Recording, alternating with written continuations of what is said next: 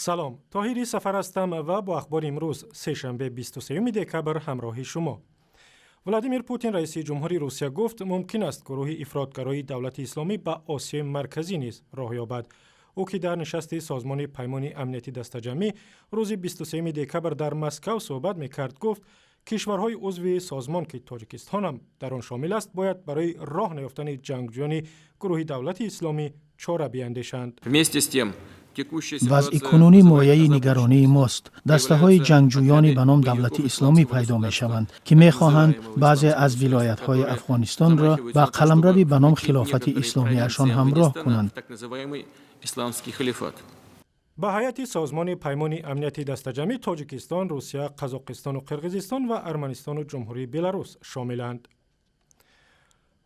حامیان حقوق زنان در تاجیکستان در یک نشست در شهر دوشنبه گفتند مهاجرت کاری سبب افزایش طلاق در کشور می شود و راه حل این مشکل را باید پیدا کرد. در نشست مهاجرت زنان تاجیک، مشکلات فعلی و راه‌های حل آن که روز 23 دکبر برگزار شد، گفته شد که سالانه تقریباً 12,000 جوانان و مردان تاجیک در مهاجرت و به خصوص در روسیه زن می‌گیرند و نصف از آنها مردانی هستند که در تاجیکستان هم زن دارند. با گفته حامیان حقوق بعضی از این گونه زنان از ناچاری و تنهایی تن فروشی را پیشه می‌کنند اما مردان راهی آنها را نمی‌گیرند. و امروز زنانی که باز همین دست نیاز دراز میکنن به سوی یگان وای، لیکن متاسفانه مردها غرض همین شخصی خودشانه یک غرض ناپاک خودشانه وارد کرده به جایی که او راه افتاده یا پا افتاده دست بگیرن و دیگر کاری هم پیشنهاد میکنن و متاسفانه این هم هستند. در نشست همچنین گفتند در 11 ماه امسال در تاجیکستان بیشتر از 8300 خانواده از هم پاشیده است که نسبت به همین دوره سال گذشته 920 مورد بیشتر است.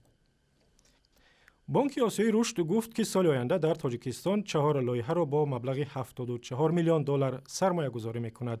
CCU رهبری دفتر این بانک در دوشنبه روز 23 دکبر به خبرنگاران گفت این پول برای استفاده با ثمر ذخیره‌های آبی تاجیکستان، نشان دادن کار به جوانان تاجیک و بهتر کردن فضای سرمایه گذاری در کشور صرف می شود. CCU گفت حکومت تاجیکستان باید ترکیب اقتصاد کشور را گوناگون سازد تا پیشرفت کند.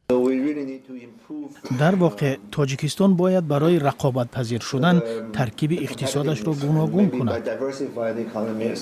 تاجیکستان عمدتاً به خارج آلومینی و پخته می فروشد و مال دیگری بازارگیر کم دارد و 70% مال‌های استعمالی در کشور از خارج وارد می شوند.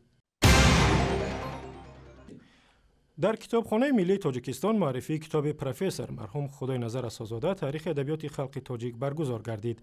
در مراسم معرفی کتاب ادبیات شناسان و روشنفکران شرکت کردند و با گرامی داشتی خاطره پروفسور شناخته نشر کتابی او را ضروری و مهم خواندند.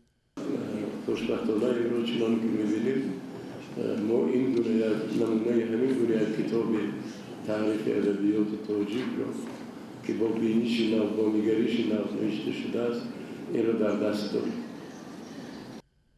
کتاب تاریخ ادبیات تاجیک با ابتکار وزارت معارف و علم با 3000 نسخه به نشر رسید و در دانشگاه‌های کشور تعلیم داده می شود. خدای نظر اساس‌زاده ماه فوریه امسال بر اثر بیماری دل درگذشت.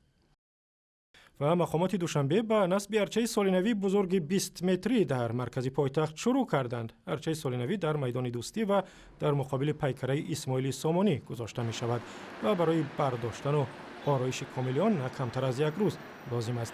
درخت سبز بزرگ را روز 23 دکبر به میدان آوردند و بعد از آرایش کامل این ارچه را حتما بر شما نشان می دهیم.